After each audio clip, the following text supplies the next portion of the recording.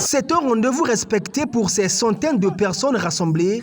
Le Conseil consultatif de la femme et l'association Women's Clubs sont heureux, véritablement heureux, de vous voir en si grand nombre répondre à leur appel.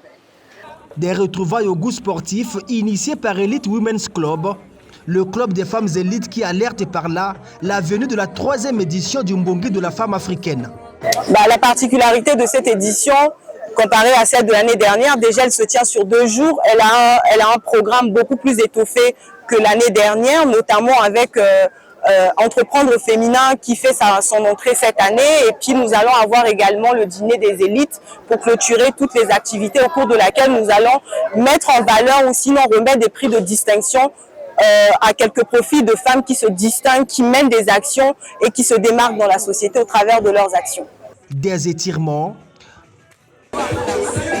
Question de mettre le corps en éveil avant justement de se lancer dans cette marche. Fini la partie préparatoire, place désormais à l'activité proprement dite.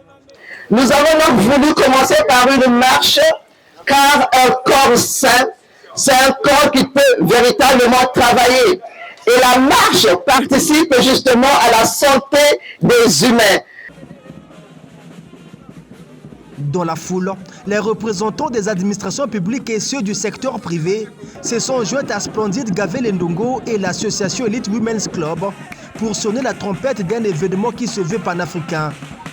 L'événement est féminin certes, mais sa portée mérite bien le soutien des hommes pour gagner le pari de l'autonomisation de la femme africaine.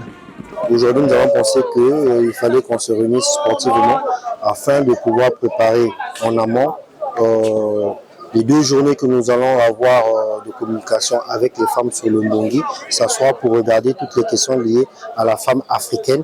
Étant donné qu'aujourd'hui c'est leur journée, nous nous sommes dit qu'il fallait nous retrouver pour commencer à préparer cette journée-là. Mami Watakas de Gaulle en aller-retour, une distance suffisante pour cette matinée introductive des Assises de la femme. Ce grand Mbongi qui ouvrira ses portes le 3 août prochain à Brazzaville. Placé sous le patronage du Conseil consultatif de la femme, il se tiendra sous le thème « Co-construire avec la femme pour une Afrique plus émergente ».